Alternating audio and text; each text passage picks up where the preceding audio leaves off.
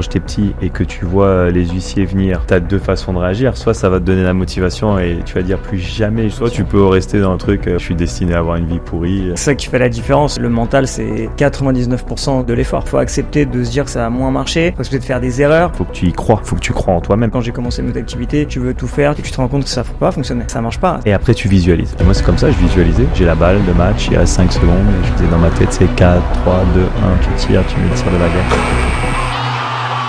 Comme si je l'avais déjà vu.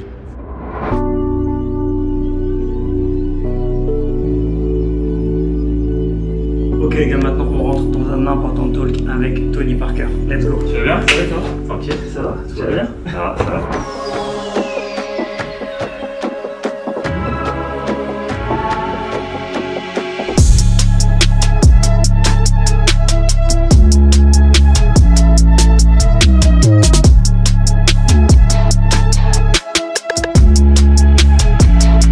Ce qui est important, c'est combien de fois vous allez remonter après tomber.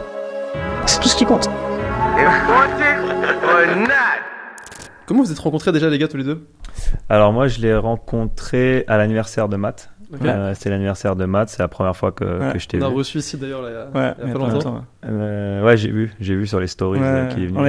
Et t'as fait Tina aussi. Ouais, j'ai fait Tina juste après. Ouais. J'ai vu. On a fait un bel épisode. Et donc, on s'est rencontrés comme ça en fait. Il s'est présenté, je connaissais pas.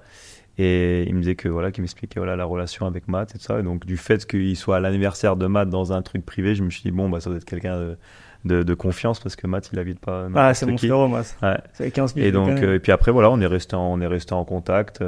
En plus, comme moi, j'aime bien le business, j'aime bien les finances. Enfin, moi, j'adore tout ça. C'est un peu ma nouvelle vie maintenant. C'est comme ça qu'on a connecté. Et comment s'est passée ta transition du coup du monde du sport au monde du business? Je me suis toujours préparé en fait à ça. Mes parents, ils m'ont toujours expliqué que c'est important de préparer sa reconversion. Et à 24 ans, j'avais demandé à rencontrer Magic Johnson parce que pour moi, c'était une des plus belles réussites au niveau reconversion, au niveau business. Et il m'avait donné comme conseil de créer mon réseau pendant que je suis en activité, pas attendre que je sois à la retraite pour créer ton réseau. Parce que quand tu es en activité, tout le monde veut traîner avec toi, tout le monde veut dîner avec toi, savoir qu'est-ce qui s'est passé au match, tout ça. Fou. Alors que si tu attends que tu es à la retraite, les gens ils t'oublient très très vite quand tu pars à la retraite. Et donc c'est ce que j'ai fait. À 24 ans, au lieu de jouer à Fortnite, moi je vais demander des dîners en fait avec des CEO. Quand tu es dans ma position, on a la chance d'avoir accès à n'importe qui. Et donc c'est à nous après d'utiliser ces occasions pour justement créer un réseau, créer ton carnet d'adresses, et c'est ce que j'ai fait. Tu te rappelles d'une anecdote par exemple d'un jour où justement tu as décidé d'aller à un dîner où il y a des rencontres par exemple? J'ai pas d'anecdote précise, je dirais juste que j'ai de la chance d'avoir des chefs d'entreprise qui m'ont pris sous leur aile et qui m'ont vraiment appris. Tu sais, moi je me voyais comme une éponge, j'examinais tout. Parce que moi j'ai arrêté l'école à 18 ans parce qu'à 17 ans j'ai signé mon premier contrat pro au PSG et à 19 ans j'étais déjà en NBA, donc je pouvais pas continuer les études, et donc j'ai dû apprendre sur le tas, et donc c'est ce que j'ai fait. Petit à petit je me suis dit ok, qu'est-ce qui me passionne, qu'est-ce que je fais. Donc moi je suis animé par la transmission, j'avais envie de redonner à la nouvelle génération, donc j'ai dit vas-y, je vais commencer avec un club de basket parce que c'est ce que je connais. Et donc en 2009, j'ai investi dans l'Asvel, j'avais acheté 20%, je suis rentré en tant que minoritaire. Pendant 5 ans, j'ai regardé, j'ai appris. Et après en 2014, j'ai pris la majorité, donc j'ai racheté tout le club. 2017, j'ai racheté le club féminin. 2019, j'ai fait l'académie. Et c'est là où après, j'ai commencé à réfléchir à ok, peut-être je devrais faire un groupe et me concentrer sur différentes branches. Parce que moi, Infinity Nine Group, c'est le nom de mon groupe. Et tu as sport, éducation, art de vivre, et maintenant je fais tech, fintech, toutes les startups quoi. C'est pour ça que j'ai accepté de faire qui veut être mon associé, parce que justement ça allait bien avec mes valeurs et d'être proche de tous les nouveaux entrepreneurs qui ont plein d'idées. Ouais, de la vision que tu veux construire. Mais ça c'est un point je pense qui est super important, la partie reconversion, et je pense que tu as dû le voir toi aussi, mais avec des acteurs typiquement qui étaient au top de leur forme. Donc après c'est différent parce que dans l'acting je pense que tu peux quand même durer jusqu'à un certain âge. J'allais dire c'est pas pareil. L'acting, tu peux aller jusqu'à 65, 72 ans. Alors que nous, le basket, à 35 ans, c'est terminé. Alors tu auras toujours des exceptions. Moi, j'ai joué jusqu'à 37 ans, j'ai fait 18 ans de carrière en NBA, mais ça, c'est des exceptions. LeBron James, 39 ans, là, ce qu'il fait, c'est des exceptions. La moyenne d'un joueur NBA, tu penses c'est combien? Quel âge il a? Quel âge joueur? Non, la moyenne d'un joueur, quand il arrive en NBA, tu penses qu'il va jouer combien de temps? C'est quoi la moyenne? C'est une dizaine d'années, non? Non. 4 ans, j'avais vu, je crois. Bien joué. Mais je- non. je me suis- Il j'ai- a triché, il a regardé. J'ai C'est vu 4 juste ans. avant. Parce que les gens, ils oublient. Hein. La NBA, c'est 400 joueurs. D'accord. Ouais. T'as C'est rien. 60 nouveaux joueurs qui rentrent chaque année avec la draft. Ouais. Donc, t'as 60 personnes qui perdent leur job tous les ans. C'est incroyable. Et Ultra après, concurrentiel. peut-être, ils vont se reconvertir en Europe ou ils vont jouer en Asie, de ça, mais c'est super dur. La concurrence, elle est super rude. Tu as 60 nouveaux joueurs qui rentrent chaque année. Et donc, la moyenne, c'est que 4 ans. Et en 4 ans, tu n'as pas le temps d'économiser assez, de ça. Enfin, ça dépend, tu vois, mais si tu fais pas n'importe quoi avec ton argent, mais c'est super dur. Non, mais c'est important. Je reviens sur ce que tu as dit. C'est la plupart, peu importe ton type de carrière, mais les gens attendent d'arrêter une activité pour après se lancer dans ce que tu as fait ou ce qu'on fait tous. Et ce qui est la plus grosse erreur, parce que c'est vrai que c'est quand tu es. Quand t'es au top. En fait, c'est quand le train il est en marche, il faut. Bien sûr. Bien sûr qu'il faut accrocher tous les wagons. Parce que, enfin, moi, même on en parlait avec Rich the Kid, c'est que tu vois, même avec Jamie, mais tu vois tellement de gens qui sont broke, quoi, tu vois, genre. À la fin de leur carrière, il y en a plein. et ils pensent qu'en arrêtant, ils vont remonter une autre activité et c'est terminé. J'avais vu une stat dessus justement en préparant un petit peu aujourd'hui. Je crois qu'il y avait 60% des joueurs qui jouent à NBA qui disent que 5 ans après, ils sont en faillite. Ouais, bien sûr. C'est ouf. Ouais, mais parce Alors qu'en fait, tu gagnes des sommes qui sont. ils nous habituent mal aussi, la NBA, j'ai envie de dire en rigolant, parce que toutes les 2 semaines, tu touches ton chèque. Toutes les 2 semaines. Donc quand ça rentre là, toutes les 2 semaines, tu dépenses et puis c'est facile parce que tu dis de toute façon, 2 semaines après, j'ai encore un autre chèque. Et puis tu commences à faire les investissements et vous êtes bien placé pour savoir quand tu fais les investissements, ils marchent pas tous. Des fois, t'en as qui marchent pas. T'en as. En plus, quand t'es pas éduqué financièrement et que t'as directement été toute ta vie dans le basket et que t'as pas eu forcément le temps de te former, de te faire accompagner, c'est encore plus dur, j'imagine. Bien sûr. Et c'est pour ça que pour moi, c'était important de me préparer parce que j'avais envie que la transition elle soit tranquille. C'est pour ça que moi, à 37 ans, quand j'ai décidé de prendre ma retraite sportive, il me restait encore 1 an de contrat. J'aurais pu continuer à jouer. Mais voilà, j'ai gagné tout ce que j'avais envie de gagner et je trouvais que c'était le moment. Et donc, en fait, moi, ma transition, elle s'est fait... c'était smooth, grave. Ouais, en fait, moi, j'ai pas senti comme, allez, je dirais 95% des athlètes, quand ils arrêtent, ils sont un peu en petite dépression, quoi. C'est normal. C'est très compliqué. Pendant toute ta vie, tu as fait la même chose. Depuis tout petit, t'es enfant, tu as fait la même chose pendant 30, 40 ans. Et du jour au lendemain, on te dit toujours, tu sais, t'as match, t'as entraînement là, le match, il est à cette heure là. Tu sais, toute ta vie, elle est organisée. Et du jour au lendemain, tu te lèves le matin et tu peux faire ce que tu veux. Il n'y a personne qui te dit ce que tu dois faire. C'est un peu vertigineux, ça peut être vertigineux, ça peut faire peur. Et tu dis, ok, qu'est-ce que je vais faire, tout ça. Et il y en a plein, ils ne savent pas ce qu'ils veulent faire. La plupart des athlètes ne savent même pas ce qu'ils veulent faire. En même temps, ils ont été conditionnés sur ça pendant toute leur vie. Ça. Mais c'est vrai que la transition, si tu la prépares pas en amont, c'est brutal, elle est... bien sûr. Alors que moi, c'était tranquille. J'étais tout de suite dans mes affaires. J'étais même excité d'aller dans le monde du business. Non, c'est pour ça que les gens ils me demandent tout le temps est-ce que ça te manque le basket. Je fais non. Je suis très très lucide que de toute façon je pouvais plus être Tony Parker. Tu vois, j'avais 37 ans. Tu sais, j'avais pas le même corps, tout ça. J'avais eu ma grosse blessure 2 années avant. Donc j'étais à l'aise avec dire tu sais quoi. Et j'ai eu mon temps, j'ai bien profité. On a gagné beaucoup de titres. Bien sûr. Et maintenant c'est temps de faire autre chose. T'as bien anticipé et t'as eu, comme t'as eu ton plan de carrière, j'imagine, dans le basket, tu l'as eu aussi pour le reste de ta vie et t'as anticipé directement sur les prochains sujets, quoi. Exactement. Et comment s'est passé, du coup, cette transition, elle était plutôt smooth, mais au niveau de rentrer directement dans le monde du business, est-ce que, par exemple, quand on s'appelle Tony Parker, d'un coup, c'est beaucoup plus simple que si c'est quelqu'un d'autre? Oui et non. C'est-à-dire oui, parce qu'ils vont prendre le rendez-vous et ils vont t'ouvrir la porte. Mais si t'es nul pendant le rendez-vous et que tu parles chinois, les chefs d'entreprise, ils s'en foutent. Ils s'en foutent. En fait, moi, j'ai eu l'humilité de dire ok, là je repars à zéro, il faut que je refasse mes preuves, il faut que je montre à ces gens-là que je sais de quoi je parle, que je dis pas n'importe quoi, je sais ce que ça veut dire EBITDA, je sais lire et si tu leur montres pas ça, ils s'en foutent, ils prennent le rendez-vous, voilà, ils auraient été contents de parler basket vite fait pendant 30 minutes et puis terminé. Après c'est à toi de faire tes preuves, ils vont pas te faire de cadeaux, ils vont pas te faire plaisir juste parce que tu as un nom et tout ça. Maintenant, dans le monde du business, quand tu repars à zéro, faut que tu fasses tes preuves. Et je pense que c'est ça le problème aussi de pas mal d'athlètes quand ils ont du mal à repartir à zéro. Tu sais, ils ont du mal à se dire, ok, il faut que je fasse mes preuves. Eux, ils pensent qu'ils sont toujours joueurs NBA et que tout va être facile. Toujours acquis. Ouais, exactement. Mais quand tu rentres dans la vraie vie, la vraie vie où il faut que tu te lèves à 8h et il faut que tu fasses le taf jusqu'à 20h quand tu es entrepreneur et qu'il faut que tu fasses tout ça. Nous, on a trop mal été habitués. Basket, tu vas faire quoi? Tu vas t'entraîner 1h30 le matin. Après, tu vas faire 1h30, 2h. Allez, max, tu as travaillé 3h, 4h. Après, le reste de la journée, tu fais rien, tu n'as rien à faire. Parce qu'il faut se reposer. Il faut se reposer. Alors que dans la vraie vie, c'est pas ça. C'est la guerre. Tu l'as vu tout à l'heure, toi aussi, avec des personnes dans ton entourage, typiquement, qui avaient un certain niveau de, on va dire, de visibilité, qui ont voulu lancer des projets où ça n'a pas forcément abouti parce qu'ils n'avaient pas le back-end nécessaire. Mais plein, mais le problème, c'est que la plupart des gens, ils pensent que parce que tu es telle ou telle personne, que déjà, un, ça va marcher, et que deux, tout le monde va t'ouvrir les portes. Comme il dit, ils vont t'ouvrir les portes, mais il y a une différence entre... ouverte, mais à la fin, quand tu vas même chercher de l'argent, t'as beau t'appeler qui tu veux, si t'as pas le projet qui va en face, personne va te donner de l'argent. Enfin, je veux dire, à la fin, t'as des analystes, si ton business model, il marche pas, ça marche pas, quoi. Tu vois, tu peux être qui tu veux. Et je l'ai vu des millions et des millions de fois. C'est pour ça qu'on fait plein d'endorsements de deal avec plein d'artistes, parce que la plupart des gens, ils savent pas forcément monter une affaire. Donc, et c'est pas mauvais, c'est comme si nous, on nous demande de jouer au tennis ou de jouer au basket. Donc, il y a un moment, effectivement, c'est pas parce que t'es telle ou telle personne que ça va se concrétiser. Donc, mais ça, je l'ai vu toute ma vie. Je l'ai vu toute ma vie. C'est un autre métier. C'est clairement un autre métier. C'est un autre métier, mais pour revenir un petit peu juste sur le sujet de la concurrence, parce qu'après on va en parler justement dans l'aspect business, toi dans l'aspect sportif, tu parlais justement du fait qu'il y a extrêmement peu de joueurs, donc du coup qui restent à chaque fois en NBA. Comment tu as géré un petit peu cet aspect justement à la compétition ? Comment tu as fait pour toujours rester année après année je pense que ça, t'es né avec ça, hein, franchement. C'est inné, tu penses ? Moi, les gens, ils me demandent toujours est-ce que tu peux travailler le mental ?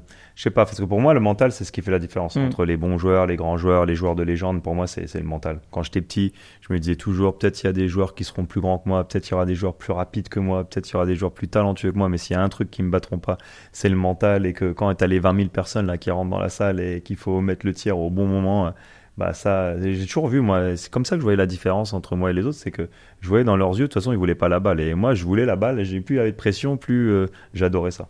Et donc, le mental, c'est ce qui fait que tu dures dans le temps. Parce que pour moi, d'avoir faim, pour moi, c'est tu l'as ou tu l'as pas. Quand tu gagnes un titre et t'en veux un deuxième, t'en veux un troisième, il y a tellement de gens, ils arrivent tout en haut et puis après, plus rien. Alors que pour moi, aller en haut, oui, c'est dur, mais le plus important et le plus dur pour moi, c'est de rester. Et sur la longévité, tout ça, quand je vois LeBron James, à l'âge qu'il a, de toujours jouer comme ça, de se lever, l'entraînement, tous les trucs, et c'est beaucoup de respect, hein. Franchement, c'est pas facile. Et nous, on avait la même mentalité. Quand je dis nous, je parle des Spurs, moi, Tim Duncan, Ginobili, malgré tout ce qu'on gagnait, tous les titres qu'on gagnait, c'est presque à peine on venait de gagner le titre, on parlait déjà de non mais l'année prochaine, on n'a même pas encore célébré, on était déjà sur l'année prochaine, quoi. Non, mais c'est vrai que c'est ça qui fait la différence en n'importe quel business d'ailleurs, c'est le mental, c'est 99% de l'effort.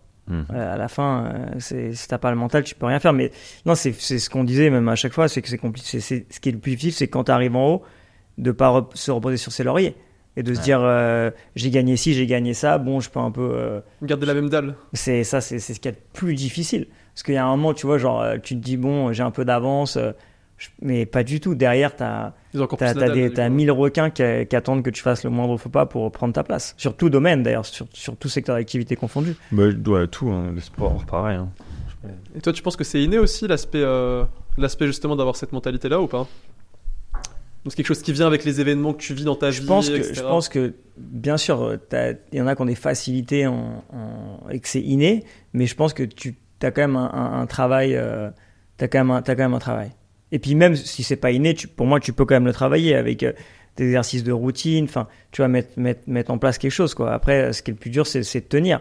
Mais bon. Mais justement, donc il te faut un moteur quand même. Nous, on dit au basket, tu vois, il te faut le moteur. Ça, c'est les trucs.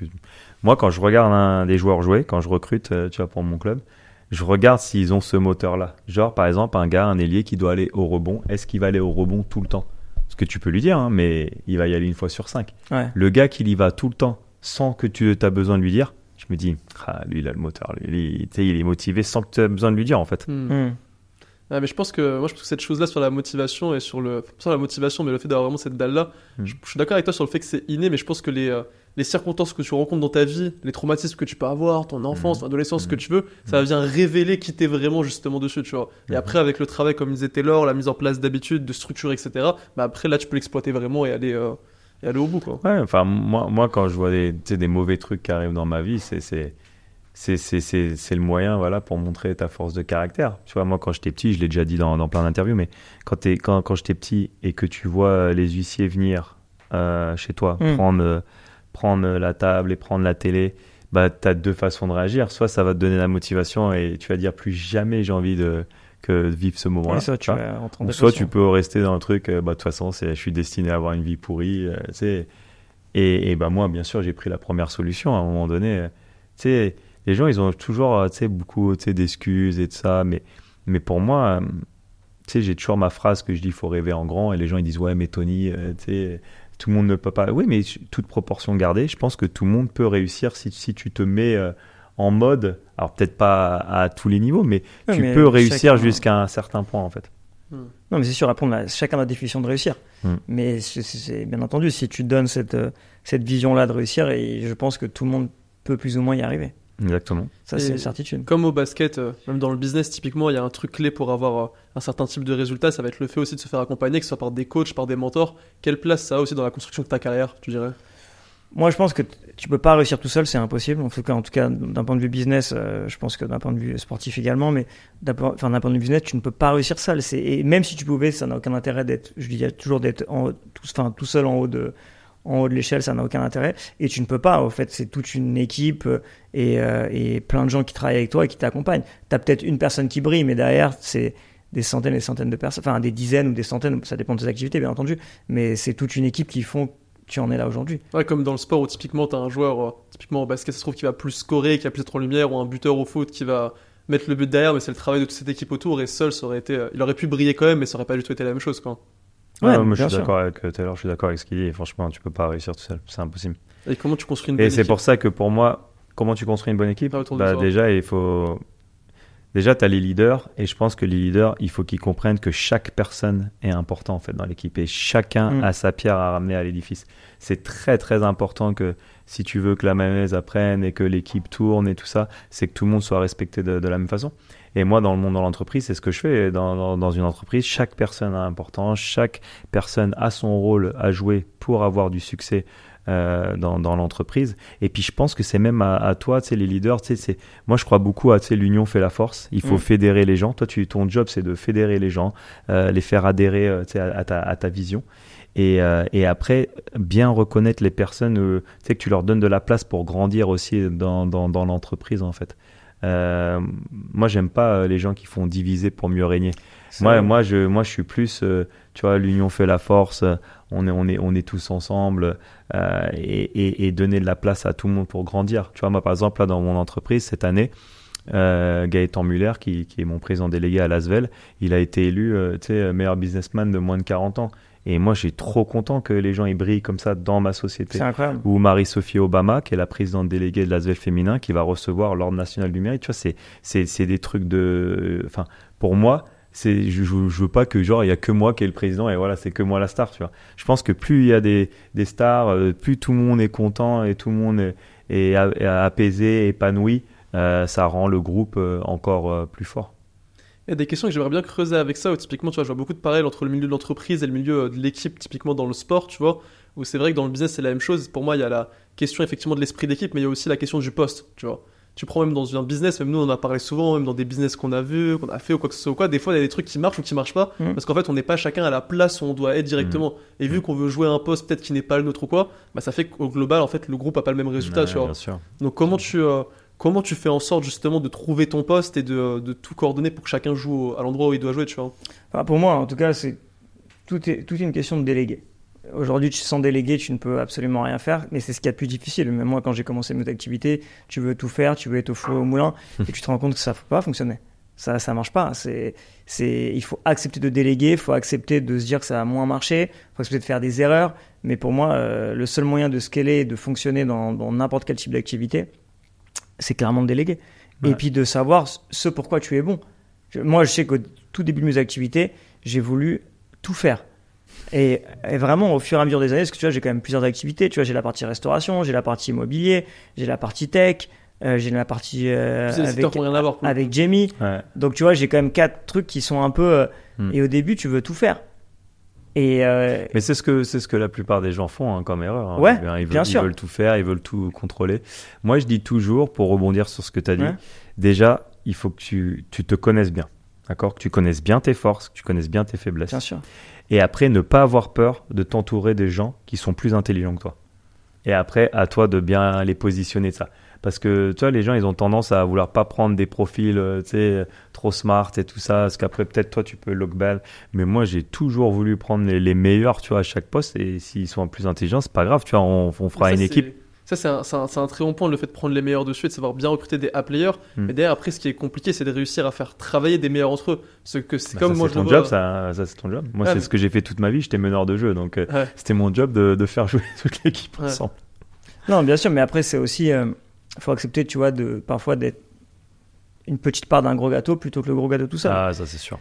Plutôt que le petit gâteau tout seul, tu vois. Et moi, même moi, tu vois, même sur la dernière aventure, là, je vais pas encore la citer parce que quand on va sortir l'épisode, je sais pas si ce sera encore signé, mais tu vois, j'ai signé un des plus gros contrats de ma vie sur la partie restauration, où je dois ouvrir 140 points de vente en 4 ans. Et donc en fait, j'ai récupéré la master d'une grosse enseigne américaine. Et pourtant, tu vois, j'ai des années d'expérience de travail. Et ça a été compliqué parce que quand je suis arrivé avec ce contrat, je me suis dit, putain, c'est cash machine, quoi, tu vois, c'est jackpot. Et au final, tu vois, on s'est dit, mais est-ce que j'ai le temps de le faire ? La réponse est non. Est-ce que j'ai la capacité de le faire ? Parce que signer un contrat, dealer un deal, et que les gens te fassent confiance, c'est une chose, mais est-ce que je peux opérer ? Non. Enfin, tu vois, clairement non. Et du coup, de 100% de ton gâteau, bah, à la fin, tu acceptes d'avoir peut-être que 20%. Alors que c'est toi qui as fait tout le travail. Ouais. Mais ça peut être un 20% voilà. qui est gros. Mais pourquoi pour ça ? Parce que déjà, tu dois donner 50% à un CEO avec des bad livers. Donc, bien sûr, s'il ne délivre pas, etc., il les touche pas à la fin. Mais tu peux expliquer la définition de bad liver rapidement ? Bad liver, c'est en gros, tu mets un CEO en place ou peu importe, un employé, et tous les ans, en fait, s'il part au bout d'un an, par exemple, il repart avec 0. S'il part au bout de 2 ans, il part qu'avec 25%, etc., etc., etc. Et tu vas l'incentiver à rester plus longtemps possible, à avoir certaines performances. Pour il faut donner des incentives. T'imagines, tu donnes 50% à un mec, il a pas de bad liver. Alors qu'en gros, le mec, c'est impossible. Et il faut aussi que tu aies la capacité à lui retirer son poste s'il délivre pas au bout de quelques mois, tu vois. Mais tu vois, de 100% d'un gâteau, qui est quand même une grosse activité, tu vois, pour moi. Au final, tu te retrouves avec peut-être 20 points. Pourquoi ? Parce que tu dois déléguer et dispatcher ton capital. Et il y en a plein qui ne comprennent pas ça. Il y en a plein qui se disent « mais non, moi je peux le faire ». Non, il faut être conscient que tu ne peux pas le faire. Parce qu'à ce moment-là, c'est un full-time job. Tu vois, et même quand tu commences à lever tes fonds, la première question de tes VC, la première question de tes investisseurs, c'est « ok, est-ce que tu vas faire ça full-time pendant 4-5 ans ?» Exactement. Moi, c'est toujours une de mes premières questions. La réponse est non. Et si tu dis non, tous les investisseurs que tu as en face de toi, tu as beau être qui tu veux. Et putain, pourtant, j'en ai levé des fonds. Tu as beau être qui tu veux, ils passent. Et même des mecs qui ont investi chez toi, qui ont gagné de l'argent avec toi, et tu leur redemandes d'investir sur une autre affaire, c'était pas à 100% le fois. Par contre, si tu dis, écoute, moi je suis advisor, j'ai l'expérience, j'ai déjà une grosse partie de l'hospitality, j'ai que 20% du capital. J'ai mis ce mec-là, il a ça comme background, il va manger, vivre, dormir, il va faire que ça toute sa vie. Là, c'est différent. Et t'es obligé, et les gens ne comprennent pas. Et même si tu avais l'argent toi-même et que tu pouvais investir 80-100 bars à plat pour opérer, tu n'aurais aucun intérêt. De toute façon, tu te planterais. Tu te planterais parce que de toute façon, tu as d'autres activités et tu peux pas tout faire. Mais pour moi, déléguer et mettre les bonnes personnes en place. Après, les bonnes personnes en place, c'est très aléatoire parce que tu peux pas savoir tant qu'ils sont pas sur le terrain. Ça, faut les tester. Tu le ressens, mais à la fin, il n'y a que en délivrant que dans les premières semaines, les premiers mois, comme toi, quand tu dis si tu vois quelqu'un, s'il a le moteur ou pas. Tu le vois jouer pour savoir aussi. Tu peux avoir un ressenti, une intuition, mais derrière, si tu ne le vois pas jouer directement, c'est compliqué. C'est dans le sport, mais après, dans le monde de l'entreprise, de toute façon, tu paries sur la personne qui va porter le projet, de toute façon. Donc, à un moment donné, je suis d'accord avec tout ce que tu dis. Et si le gars, il vit pas ça à 100%, c'est pas bon. Et toi, tu disais que tu regardes justement le moteur typiquement d'un joueur en fonction de comment il va interagir sur le terrain, ces différentes choses. Quand c'est dans le business et que tu veux recruter justement quelqu'un, comment tu fais pour voir s'il a le moteur, mais d'un aspect genre, tu vois, entrepreneurial justement? C'est quoi que tu vas regarder chez lui? C'est beaucoup plus dur. Là, je marche au feeling. Marche au feeling, la discussion que tu as avec la personne, et tu essaies de sentir les choses, mais c'est un peu plus dur parce que c'est pas palpable. Tu vois, tu le vois pas. L'autre, il prend un panier, tu vois. Mais au business, tu prends toujours un risque, quoi. Tu vas avec le feeling par rapport à ce qu'il t'a dit. Tu vois dans ses yeux s'il est passionné. Enfin, il y a des trucs que tu peux voir, mais c'est beaucoup plus dur, moi, je trouve. Toi, tu regardes beaucoup dans le regard. Est-ce que tu vois si la personne vraiment a la... Ouais, dans le regard, mais aussi la façon dont il va parler. Il faut qu'il me fasse vibrer, quoi. Il faut qu'il me fasse rêver. Si un entrepreneur, il vient et il veut que j'investisse, ouais, il faut que je le sente, quoi. Et tout à l'heure, tu parlais, pour revenir sur ce que tu disais autour du fait que tu as été meneur de jeu pendant toutes ces années et que justement ton job, ça a été de faire jouer justement ces personnes-là ensemble. Est-ce que tu aurais quelques petits conseils justement à donner pour justement réussir à créer cet esprit de cohésion de groupe où chacun en même temps reste à sa place, mais en même temps chacun peut briller, tu vois? Comment tu... Moi, le conseil que je donnerais, c'est vraiment de passer du temps à vraiment apprendre à les connaître et passer du temps avec les personnes. Et là, je parle de vie privée. Tu sais, de bien savoir est-ce qu'ils ont des enfants, pas d'enfants, qu'est-ce qui le fait lever tous les matins. Enfin, c'est juste apprendre à les connaître, en fait. Et moi, quand j'ai fait ça en tant que meneur de jeu, quand j'ai pris le temps d'aller par exemple, on serait en compète avec l'équipe de France, bah, j'allais dans toutes les chambres et je passais du temps un peu avec tout le monde. Parce que, tu sais, peut-être le gars, il va faire un mauvais match et tu savais même pas qu'il avait cassé avec sa copine et toi, t'es en train de lui gueuler dessus et dire, mais qu'est-ce que tu fous? Et en fait, le gars, il est pas bien, en fait.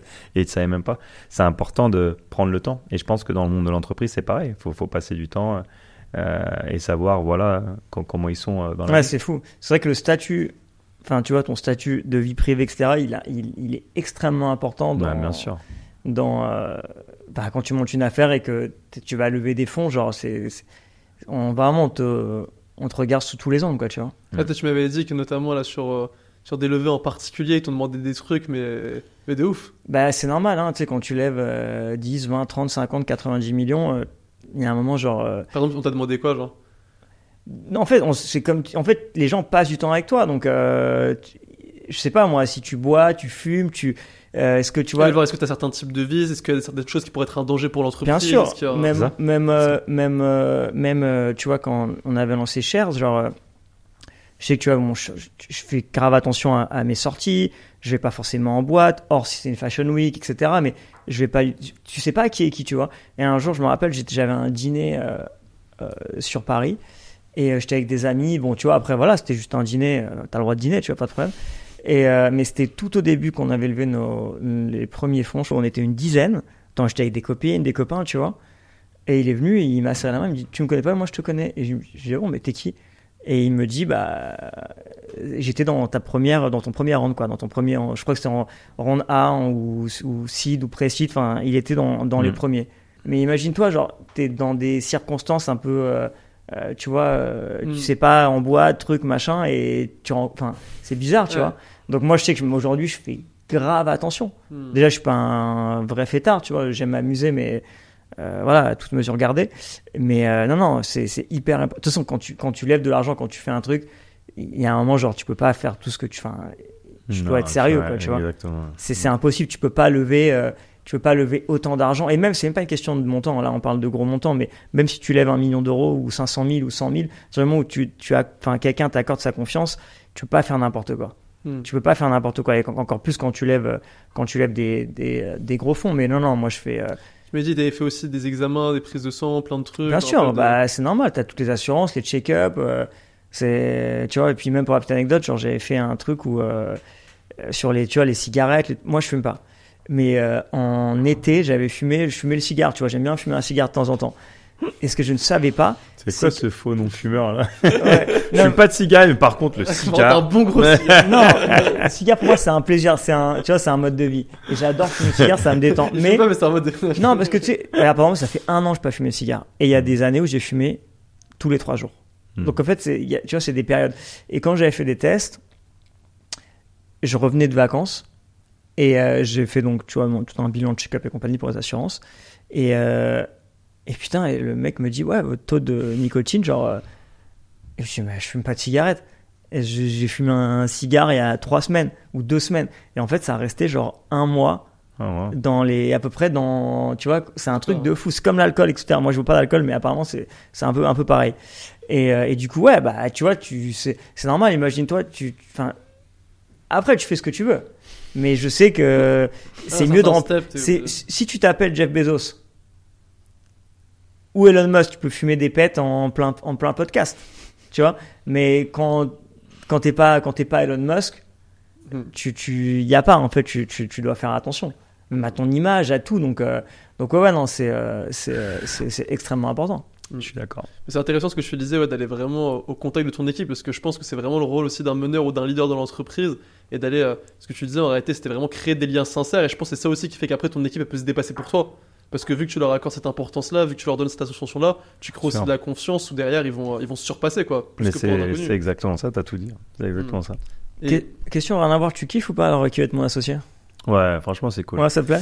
En fait, je savais pas trop à quoi m'attendre. Ouais. Et la saison 2, il y avait déjà les équipes d'M6 qui me demandaient est-ce que tu ferais le show, et j'avais dit non, moi je fais pas de trucs comme ça. Ouais. Parce que moi j'ai toujours refusé tout ce qui est télé-réalité. Ouais, j'ai jamais fait moi Masked Singer ou Dancing with the Stars. Enfin, ils m'ont tous invité France et US. Et surtout après quand c'est ça, c'est l'après-carrière. En général, tous les mecs qui tombent dans ça, c'est surtout pas ça. Et donc j'ai toujours refusé de faire ça.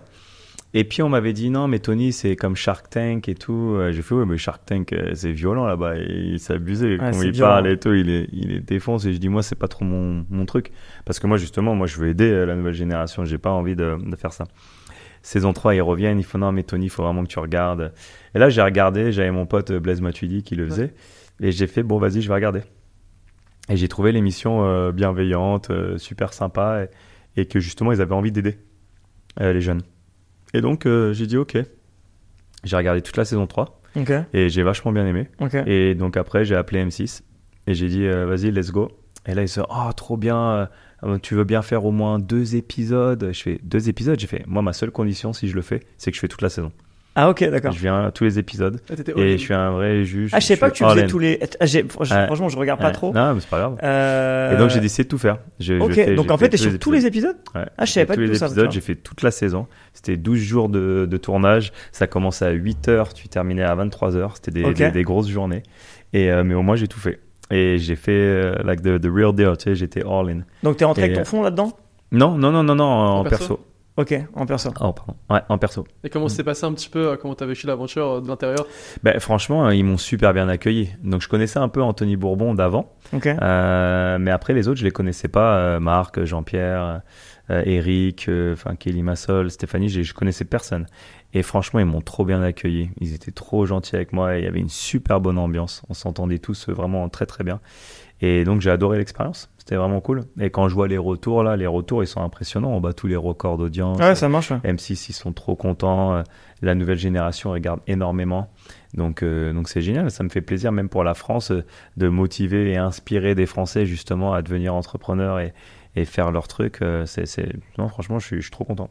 Et il y a des projets en particulier dans lesquels tu as investi, justement, que tu peux partager?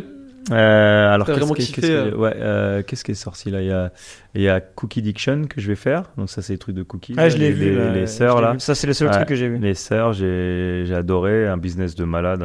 Elles font quoi? Ils ont déjà 4 boutiques en 2 ans. Ils font des cookies. Ok. Mes cookies, bien sûr. En plus, moi, j'en mangeais pas mal aux États-Unis, ça. Et là, ils ont vraiment un concept, et comment ils l'ont fait, comment ils ont fait leur labo, comment ils s'organisent. En fait, c'est très très rentable. Donc j'ai décidé d'investir dans ça. Skincast, c'est le plâtre de demain en fait. Et c'est marrant, à l'époque quand je fais l'émission, j'avais pas mon fils, il venait de se casser le bras. Et donc j'arrive voir le docteur des Spurs et il me fait il faut qu'il mette un plâtre. Je fais OK. Il met le plâtre et c'est le plâtre à l'ancienne. C'est le vrai plâtre. Et j'ai fait mais attends, on est en 2023, 2024, on fait encore des plâtres comme ça. Je fais c'est pas possible. Avec des dessins dessus. Exactement. C'est incroyable. Et là le gars il arrive sur le plateau et il nous montre le plâtre de demain. Donc en fait c'est une sorte de, je sais même pas si c'est de la résine, mais c'est une sorte où tu sais il y a des trous partout. Donc déjà la peau peut respirer. Tu peux l'enlever s'il faut que tu t'ajustes ou tu fasses des trucs ou tu veux mettre de la crème. Parce que nous, quand on a enlevé le plâtre de mon fils, sa peau là, c'était un scandale. C'était dégueulasse. La peau, elle était complètement défoncée. Et donc, c'est marrant que sur l'émission, je vois maintenant les plâtres de demain, quoi, qui n'ont plus rien à voir, quoi.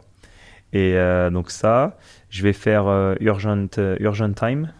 Donc ça, c'est une sorte de... Tu sais, t'as pas le droit d'utiliser les réseaux pour filmer quand il y a un accident ou quelqu'un elle est enceinte et tu dois aider pour faire le bébé. Et donc eux, ils ont créé une appli où t'appelles les urgences et tu montres, tu sais, il y a une vidéo qui vient et tu peux montrer, tu peux faire les premiers secours en fait.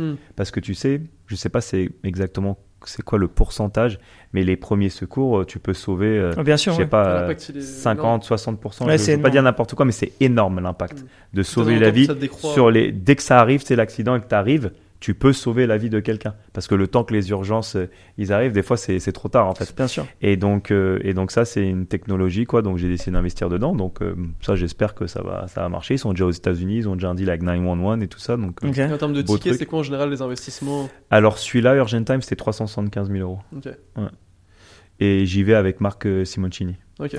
On y va à deux. Donc on met 375 chacun. Et c'est quoi, vous rentrez encore en seed, en round Alors non, ils sont pas en seed là, ils sont non si c'est seed, t'as raison. Non c'est seed. Si Ok. c'est seed. Si. C'est seed sur celui-là. Et Ok. après le dernier s'appelle ADN Ski. Donc c'est des skis écologiques, on va dire écolo. Ok. Donc pareil, des domaines qui sont tous différents. bah moi je suis déjà dans le monde du ski parce que j'ai Ouais. racheté une station, donc ça me parlait. Et donc et puis je fais attention un peu maintenant avec mes investissements pour avoir un bon impact sur notre société. Ouais, Ok, Et donc qui là, sont c'est un de peu groupe, écolo, que ça soit ouais. aussi, Mm. Ouais. Mm. Toi, Taylor, c'est un truc que tu pourrais faire qui fait ton dossier que tu kifferais faire ou pas? Écoute, c'était un sujet, enfin, je Ouais, dirais que ouais, ça a été un sujet. Écoute, chacun son truc. En tout cas, tu as telle expérience, tu pourrais largement le faire. Écoute, oui. Après, Avec un profil en plus qui change un peu aussi. c'est vrai que si je l'avais fait, j'aurais voulu. Enfin, si je serais rentré avec le fonds que j'ai fait avec Jamie et David Sachs. Mhm. Et David Sachs, c'est lui donc qui avait cofondé PayPal, Mhm. qui a créé une boîte qui s'appelle Yammer, qui l'a vendue à Microsoft pour plusieurs milliards. Et aujourd'hui, c'est un des top 10 des plus gros investisseurs en tech et en fintech avec Peter Thiel. Et on a monté un fonds d'investissement.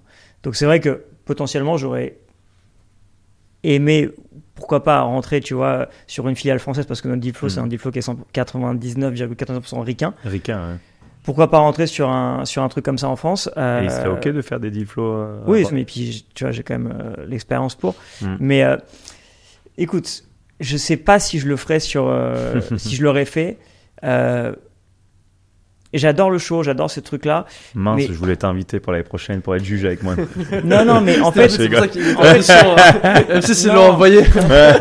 non, mais le truc, c'est que il faudrait vraiment que je regarde. Et c'est pour ça que je veux pas me prononcer, parce que je n'ai jamais tu regardé, regardes à vraiment, part, je crois, vite fait la première saison. Avis dessus.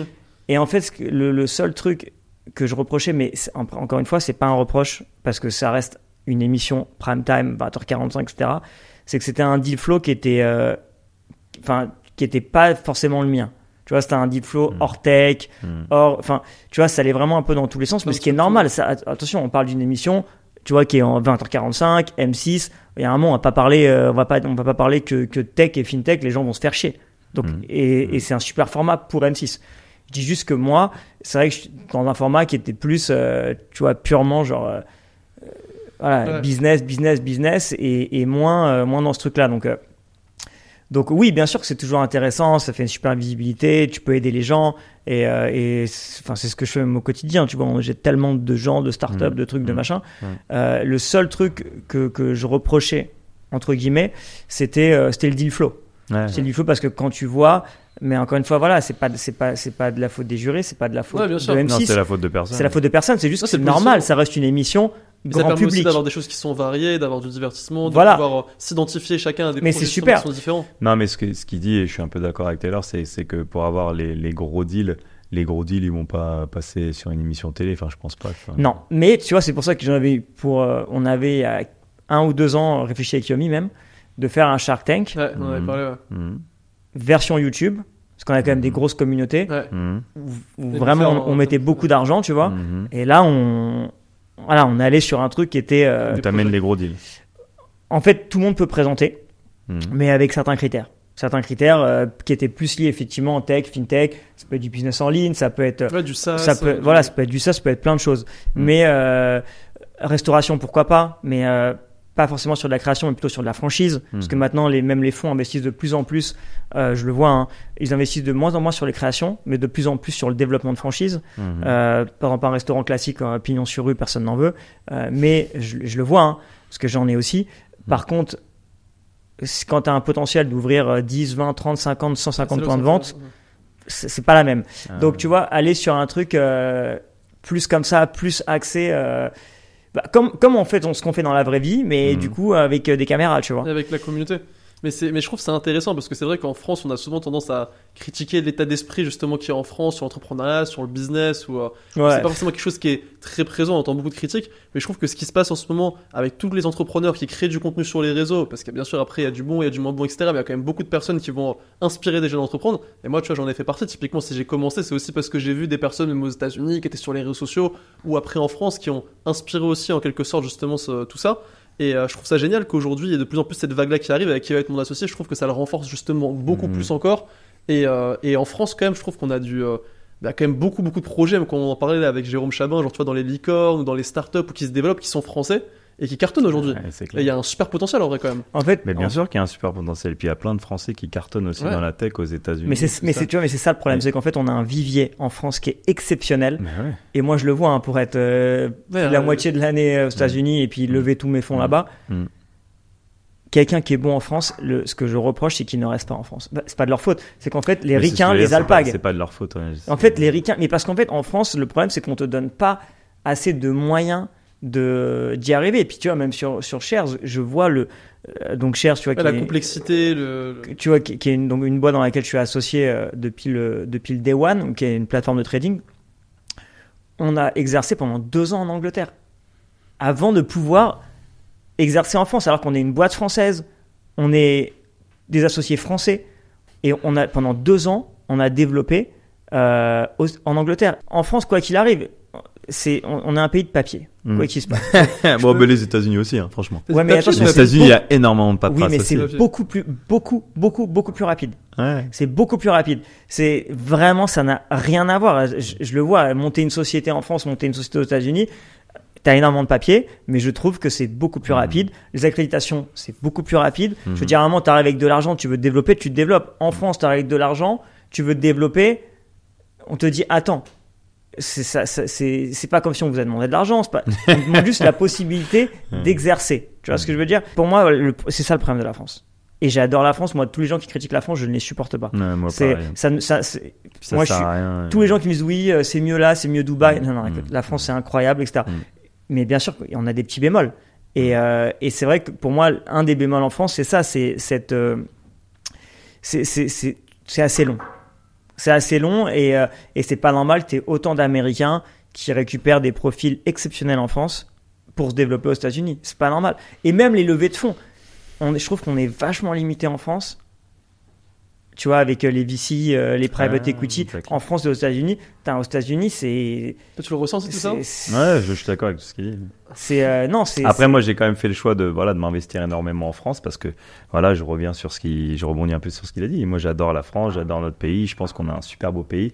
Et s'il n'y a pas des gens comme nous pour, un peu être les pionniers, redonner, ça, c'est dommage parce qu'après, tout le monde part, sinon. Au contraire, ça peut inspirer d'autres personnes qui seraient peut-être pas restées directement et ça peut contribuer au fait qu'ils se disent, vu qu'il y a des modèles justement de réussite directement aussi en France, sur lesquels ils peuvent potentiellement se calquer ou être inspirés, ça motive aussi à rester directement. T'as vu le mec là, pour moi c'est un putain d'exemple, le mec sur Shark Tank là, qui avait fait. Celui qui est jeune là. Je l'avais en plus, j'avais un message sur Instagram. Il avait présenté son projet. Tu parles. J'adore ce mec-là. Il a présenté son projet. Personne n'a écrit à son projet sur Shark Tank. Il a récupéré 0€. 1 an après, en fait, c'était des caméras et qu'il avait revendues à Virgin, au mec de chez Virgin. Et au final, en 3 ou 4 ans, il a fait une exit de 1,3 milliard. Mais non. Bien sûr. Je t'enverrai le lien. Son histoire, c'est la plus connue. Donc, il arrive, présente le projet. Caméra à domicile, plus besoin de passer par des boîtes type, Verisure et compagnie, peu importe, tu peux directement le faire toi-même, sur Amazon, etc. Personne ne veut mettre un bal dans son truc. Donc le mec de Virgin investit chez lui. Je ne sais plus combien, je ne vais pas dire de conneries sur les chiffres, il investit pas mal d'argent.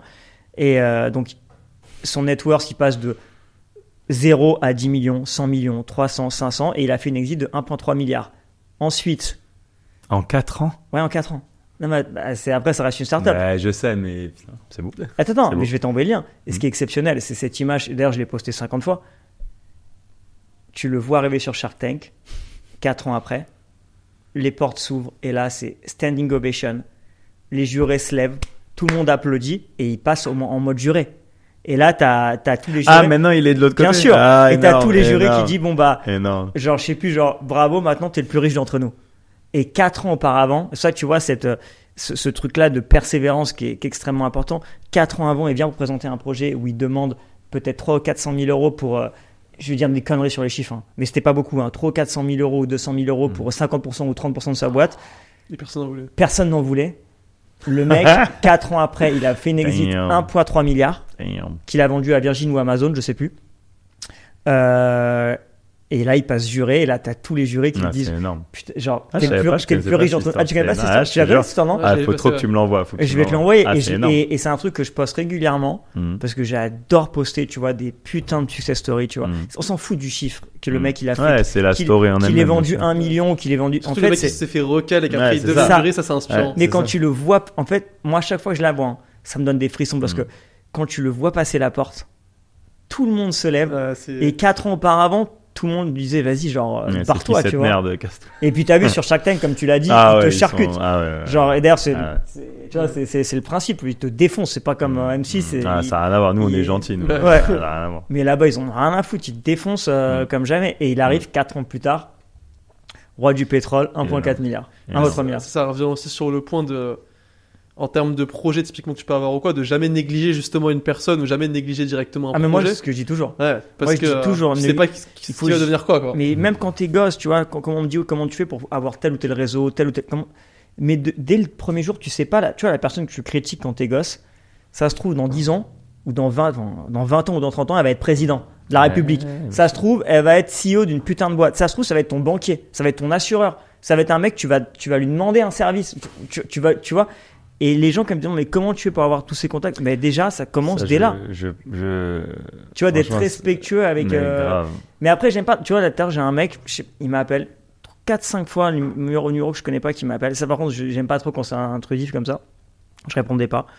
Là, je réponds, il me dit, ouais, Taylor, j'ai eu ton numéro par l'ami d'un ami. Alors, ça, je ne supporte pas. Déjà, au pire des cas, envoie-moi un SMS, tu vois. Ouais, voilà, on Ça, voit un je texto. supporte On pas. voit un texto. Ouais. Oui, alors en fait, j'ai un projet à te présenter. Et là, t'as pas envie d'être méchant, tu vois, parce que. Mais en fait, je me dis, moi, j'étais dans cette posture. Mais jamais je ferais ça. Et j'ai envie de lui dire, mais mec, tu veux me présenter un projet, mais ça, en fait, C'est mon pas truc, la j'ai bonne même pas approche. envie de le voir, tu vois. Genre, envoie-moi un SMS. Déjà, même ça, c'est un peu limite, tu vois. C'est toujours un peu. C'est ton numéro privé, tu vois. Ah genre, ouais, c'est très bancal.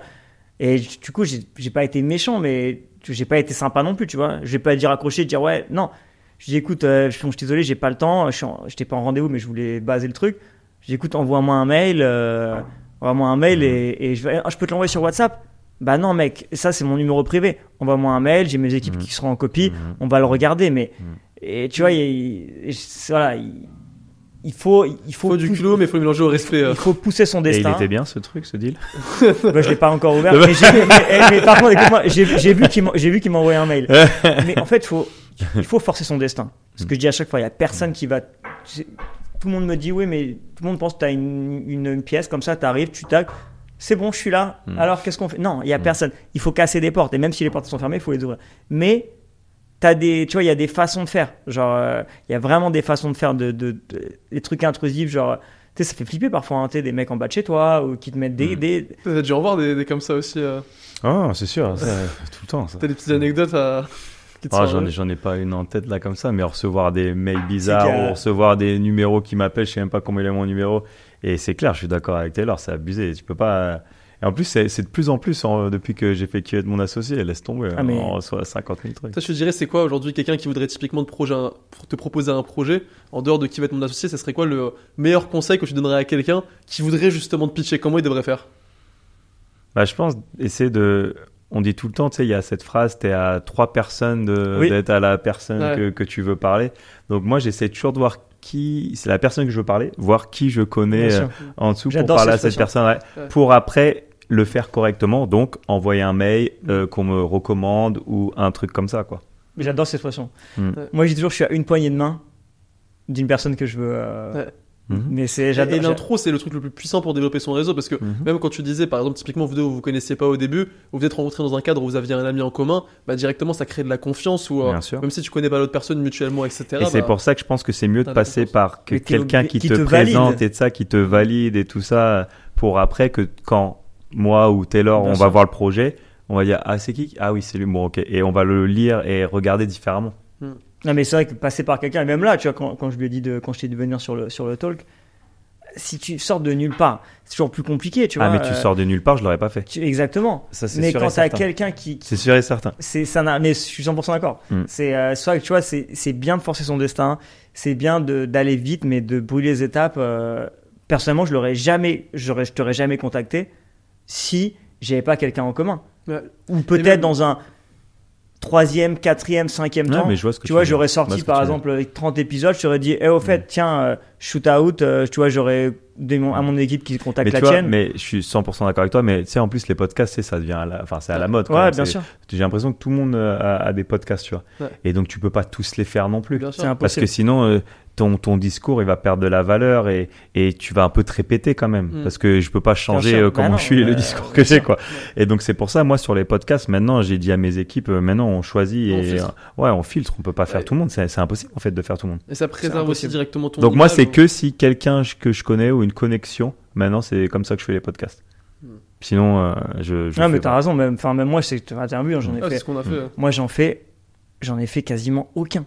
Ouais. Genre vraiment, j'ai vu que t'avais fait La Roche, j'avais fait aussi avec David, mais Mm. j'ai dû en faire 2-3 quoi. Ouais. Moi, je fais parce que c'est grave compliqué, attention même à. En fait, ça dépend quand tu vas passer sur quelque chose, tu n'as pas envie de mélanger ton image aussi à n'importe quel guest peut-être qui est passé Ah, avant, bah, ça, qui je fit suis- pas avec tes Ah, valeurs. Avec Ouais, ton non, position. ça, c'est pas. Moi, c'est plus le host. Ouais, le host, ouais. Bah moi, tu vois, par Et- contre, j'ai beaucoup plus de mal avec les gens qui sont passés avant. Ouais. Ah ouais, c'est vrai. Ouais, Mais c'est-à-dire qu'est-ce que moi, tu t'en fous de qui est passé avant? j'ai toujours du mal avec ça. C'est en fait quand je fais un truc, genre je dis toujours qui est passé avant parce que Ouais. en fait, je sais plus. On m'a proposé une émission, c'était je crois sur Canal ou je sais plus, c'était un. Je sais plus c'était quoi. Il y avait un truc. Mhm. Je crois que c'était Canal ou je sais plus quelle chaîne, et c'était un format un projet de format. Et je dis ok, c'est hyper intéressant, etc. Et là, genre l'invité avant moi, donc la meuf m'envoie un teaser, tu vois, pourtant c'était hyper suivi, je crois que c'était Canal. Mhm. Et le mec avait fait genre, je sais pas, de la prison avant, et en fait, Il avait un discours. non mais un truc, écoute, je crois que je te l'ai bien envoyé. Non, je crois pas. Et je sais plus, c'était un peu. Franchement, j'ai plus jamais répondu. Parce qu'en fait, moi, je fais grave attention à mon image. J'ai toujours peur tu vois, d'être mélangé et tout. Et tu sais pas comment sont montés les trucs. Et à la fin, je sais pas si demain ils te mettent dans une bande-annonce et juste avant, t'as un mec qui a fait. Tu vois, c'est donc ça. moi, les je gens fais ils vont Dans faire la l'amalgame, ils recommandation vont de faire la prochaine l'amalgame. vidéo Et de ce tout. truc. Ouais, et je fais grave attention maintenant. Ouais, je peux comprendre. Alors, ce qui sort après, c'est pas grave. Tu vois, même là, sans citer qui que ce soit, j'avais fait un podcast et après, j'ai vu que la personne avait invité, j'ai rien contre eux. Hein. Des gens je vais mettre tout le monde à dos, des gens de télé-réalité. Et j'adore, j'ai plein de potes à moi qui ont fait de la télé, tu vois.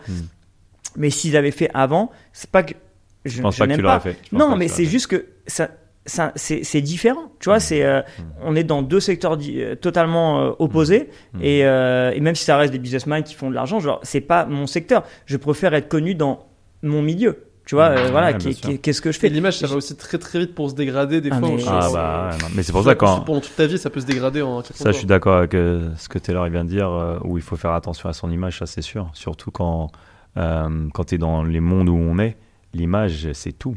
La confiance c'est tout. Et donc ça, tu mets 20 ans pour la construire et ça peut partir en 1 heure. C'est un Ça truc peut de partir. fou. Parce que justement, c'est ce fine line, tu vois, c'est pas facile de construire une bonne image. Et donc quand tu as une bonne image, il faut la protéger. Et surtout quand t'es connu, moi je deviens parano, hein, même avec les filles et tout, tu vois. Ah bah, Genre, ouais, bah ça. et je fais pour la petite anecdote là, parce que maintenant je peux le dire, mais la semaine dernière. T'es chaud. Il hein, nous genre, sort un t'as- scoop. t'as- Il y a un Non, scoop. mais tu sais que c'est un Attends, truc de- vas-y. la semaine dernière, je reçois un truc chez moi, convocation pénale. Je dis, waouh, attends, c'est quoi? C'est quoi ça? Ouais. Écoute-moi. Pourtant, je fais rien, tu vois, genre, Hmm. je commence à, j'envoie un message à mon T'es une petite avocat. goutte de Mais transpiration. vraiment, j'étais pas bien. J'envoie un message à mon avocat. Il me dit, waouh, pénal? Point d'interrogation. Je dis, mais attends, t'es en train de me faire flipper. Ah là. ouais, grave. Qu'est-ce que tu fais, là Il me dit, Tu dois me rassurer, non? et je lui dis, mais qu'est-ce que tu me fais là et en rigolant, j'ai mon beau-frère qui me dit, quoi, t'as vu une petite meuf de 12 ans ou quoi? Je dis, mais attends, mais jamais de la vie, genre, mais tu sais, après, tu deviens totalement parano. C'est pour ça que je te dis, quand on parle d'image, etc. Pendant 3 jours, et en plus, sur le truc, la convocation, vous pouvez pas appeler par téléphone, vous n'aurez aucun renseignement, vous pouvez envoyer personne à votre place.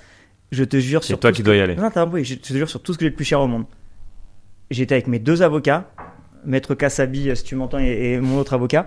On était 2 avocats. Je te jure, quand j'ai direct sur la convocation pénale, j'ai cru que j'allais aller en prison. Mais j'en avais rien fait. Hein. Mais tu sais, tu psychotes. Mais si t'as rien fait, tu t'es pas dit, mais de toute façon, j'ai rien Oui, mais fait, tu sais, quand tu reçois, tu te dis, mais en fait, ça se trouve, quand on parle d'image, peut-être, je sais pas, quelqu'un, tu vois, une fille, un truc, tu peux pas savoir, le monde, il est fou. Ou tu savais pas qu'elle était mineure ou un truc comme ça. Non, mais, ou même, maintenant, c'est la mode, tu sais que maintenant, je fais grave attention, même avec qui je vois, etc. Tu sais, c'est la mode de les agressions, les trucs, genre, sauf que moi, je suis toujours, quand je vois quelqu'un, je suis toujours avec beaucoup de monde, dans les premiers rendez-vous, tu vois, je veux pas de mettre dans des situations, etc. Bon, au final, je vais au tribunal, enfin, au truc d'huissier, je récupère la convocation. Là, j'ai mon avocat qui prend le truc, il me dit, putain, c'est dans la merde. Je lui dis, mais attends, j'ai rien fait, qu'est-ce que j'ai fait? Il me dit, putain, téléphone au volant en 2022. Je lui dis, maintenant, tu te fous de ma gueule. Et en fait, la convocation pénale, c'était pour un téléphone au volant. Oh, wow. Tu te rends compte? Et pour te dire, imagine-toi, quand on parle d'image, ça aurait été quelqu'un qui t'accuse à tort. Peu importe. Ça sort maintenant, tout sort dans la presse, tout sort dans les trucs. Mais même si tu es innocent, dans la tête des gens, t'es coupable. Donc ça, tu vois, l'image, tu peux être au max. Et moi, tu vois, je me suis vu, genre, tu vois, évoluer. Je me dis, putain, j'arrive en 2024, attends, j'ai tout qui va s'arrêter là, alors que j'ai rien fait. Tu vois, tu peux pas savoir. Donc maintenant, moi, je deviens parano de chez parano. Et tu te rends compte, pour un truc comme ça, je l'ai dit à la meuf, on me fait venir convocation pénale pour un téléphone au volant en 2020 où j'étais acquitté au final, parce que je suppose que j'avais fait, donc du coup, j'ai pas de points en moins, parce que j'avais pas de photos, donc j'ai dû payer une amende de 300 balles. Mais faut te dire à quel point tu deviens parano, même sur l'image, tu vois. Clair. Et tu t'imagines-toi, genre, il y a c'est que maintenant, genre, toutes mes fréquentations, les gens que je vois, mes amis, mon entourage, c'est vraiment, je veux que des gens bienveillants, que je connais autour de moi, les gens toxiques, les gens. Oh, t'es serein mentalement. Ah, mais je veux plus. Il y a pas, putain, je sais plus, il y avait eu une étude où on te disait, de toute façon, il y a pas, si t'as un environnement qui est toxique, tu peux absolument rien faire de ta vie. Enfin, tu vois, ça te ronge, il faut vraiment des gens qui t'a cuté. Qui t'a cuté. Et ça, c'est ce qu'il y a de. C'est Cassel qui avait fait une émission, qui avait fait une interview. Et il disait ça, j'ai bien aimé parce que les Français, je trouve qu'ils prennent pas beaucoup la parole sur justement le mindset à avoir. Et Cassel, il a fait une bonne interview où il disait justement, faut pas avoir honte ou peur de cutter avec des gens, tu vois. Ah ouais, si les gens ils te tirent vers le bas, cut. En fait, il y a un moment, genre, tu peux pas empêcher, tu vois, quelqu'un de vouloir te tirer vers le bas. Faut que des gens qui te tirent vers le haut, qui t'a. Toi, ça a été. C'est un des plus gros problèmes des athlètes quand ils commencent avec des businessmen ou l'entourage ou des financiers. Moi, je me rappelle, je vais pas citer nom, mais je me rappelle, je travaillais avec un sportif et une des sociétés que j'aidais les sportifs justement à gérer leur argent. La société, elle s'appelle Northrock, c'est aux États-Unis et j'étais cofondateur. Et donc, j'étais dans un rendez-vous avec un athlète et je lui montre sur la feuille en fait comment le gars lui a volé de l'argent, tu vois. Et donc, pour moi, c'était logique, on le cut, tu vois, il t'a volé, c'est bon, c'est fini, quoi. Bien sûr. Et lui, il me dit, non, tu sais, ça fait longtemps que je suis avec lui. Et là, je comprenais pas, tu sais, je me disais, mais il vient de te voler de l'argent, je ne comprends pas, en fait. Et je me suis rendu compte, en fait, à force de travailler avec les athlètes, que le truc le plus dur pour eux, c'est de dire non. Tu vois, la famille t'appelle, te demande de l'argent, bah non. Moi, t'inquiète pas, hein, j'ai eu aussi mes problèmes avec ma famille. Tu sais, l'argent, ça crée beaucoup de problèmes, comme vous le savez, énormément de problèmes. Parce que les gens ils pensent tous que genre c'est un dû et ça y est, tu vois. Tu l'as vécu ça? Pardon? Tu l'as vécu ça, ouais. Ah ouais, moi je l'ai vécu, bien sûr. Mais moi, très très vite, je me suis vite mis en mode non. Tu vois, je vais pas culpabiliser. C'est moi qui travaille, c'est moi qui se lève tous les matins, c'est moi qui fais ce choix. Parce que moi j'aime pas dire sacrifice. J'ai fait ce choix d'être athlète de haut niveau, j'ai fait ce choix de m'entraîner tous les jours dur et tout ça. Et donc voilà, je vois pas pourquoi c'est ok, tu m'as mis au monde, ok, mais c'est pas pour ça que je suis obligé de te donner tout mon argent. Mais il y avait justement, je sais pas si t'as vu il y a pas longtemps, il y avait Jay-Z qui était un peu, dans une sauce, pas du tout une sauce, mais tout le monde en a parlé sur les réseaux bêtement, où il avait pas voulu donner $2000 à son cousin. T'avais pas vu ça passer? J'ai pas vu, non. Et en fait, je sais plus ce qu'il avait répondu, mais c'est pas parce que t'as de l'argent que tu dois donner de l'argent à tout le monde. Enfin, tu vois, il y a un moment, et puis en plus le donner à quelqu'un qui ne sait pas quoi en faire, enfin, tu vois. Ça ne sert pas à grand chose, mais c'est vrai que quand tu gagnes de l'argent ou quand t'es connu ou peu importe, les gens pensent que c'est un dû. Une addition elle arrive au resto, c'est pour toi. Mais en fait, pourquoi? Tu vois ce que je veux dire? Si je veux le faire avec plaisir, ça doit pas être un dû, tu vois. Et à la fin, quand c'est indus, il n'y a même pas de merci, il n'y a même pas de. En fait, c'est normal. Moi, je l'ai vu plein de fois. C'est avec plein de gens que je connais. C'est le pire des trucs. Tu payes. En fait, c'est au début, c'était le meilleur. Après, c'est merci. Après, c'est oh là là. Et après, c'est même plus rien. Et après, c'est une critique. Et c'est que quand tu cut ce genre de truc, là, les gens se rendent compte que. En fait, c'est normal jusqu'à temps que ça ne le soit pas. Tu vois, comme maintenant, les gens normalisent le fait de. J'en avais parlé, tu sais, de prendre des jets, de prendre des trucs. Moi, je dis encore non, c'est pas normal. Et à chaque fois que j'y vais, j'ai un plaisir de le prendre. Ah, moi, je suis comme un gamin. Et moi aussi. Et quand tu vois tous ces gens qui le postent, genre, totalement sur les réseaux, ça, je ne le supporte pas, qui normalisent le truc. Non, mec, moi, à chaque fois que je le prends, c'est un truc de malade. Parce qu'on vient pas de là. Et pour moi, si tu normalises les choses, pour moi, c'est que t'es un menteur et c'est que c'est pas toi qui payes.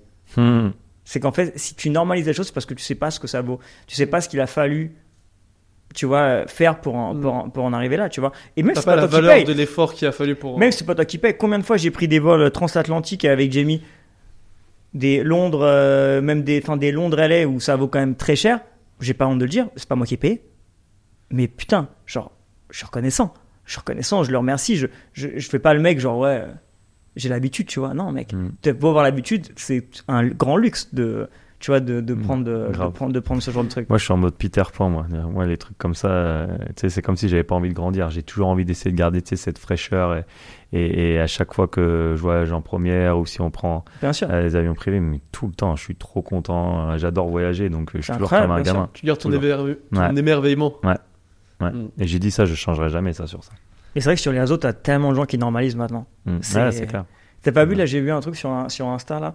T'as une boîte une société qui a fait ça, c'est un faux avion et tu peux créer, ça c'est un truc, et tu peux créer du contenu à l'intérieur.